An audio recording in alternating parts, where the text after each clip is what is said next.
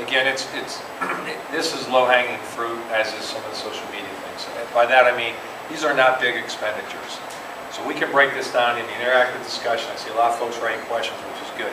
So we'll get into that, but how much money and how much time, if I were sitting in your shoes, is this going to cost me? And what's the benefit of that? So those are the things we'll get at here shortly.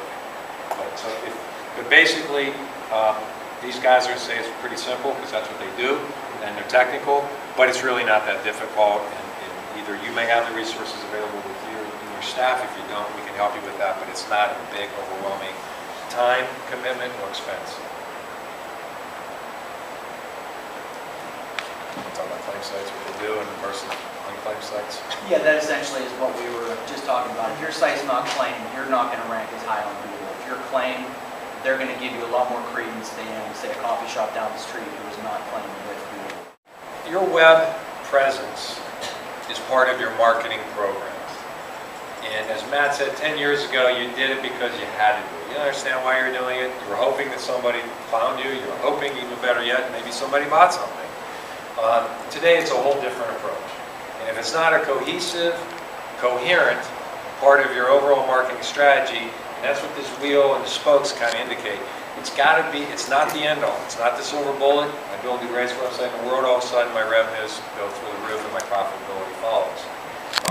So we can help you. You may have that expertise all the time, but the general rule here is make sure that it's talking to your other marketing efforts.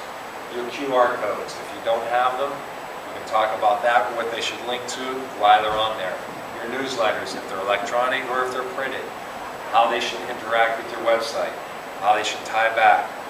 The buzzword in the marketing world is multimedia marketing, but basically what it is all of your strategies should be unified and coherent. Sounds easy to do, right? Back to the website, as Matt said, it's real simple, but it's not that easy. It's real simple. You keep it updated. You keep it packed with worthwhile content. You may ask yourself, how much content is enough? If it's good content, there's not ever an excess amount of content.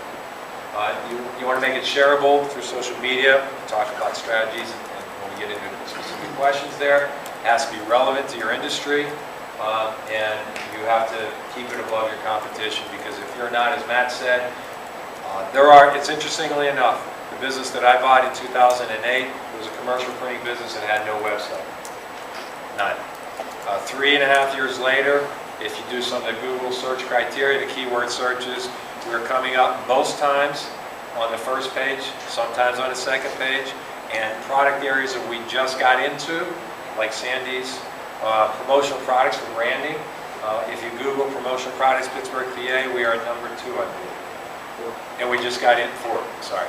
If you Google mailing list, because Dave and his marketing efforts, we buy and compile strategic marketing lists and data lists for you to do direct appeals. If you Google Pittsburgh marketing list, we're number 1. And we just started doing this 2 years ago. Are we the best? I think so. Google thinks so.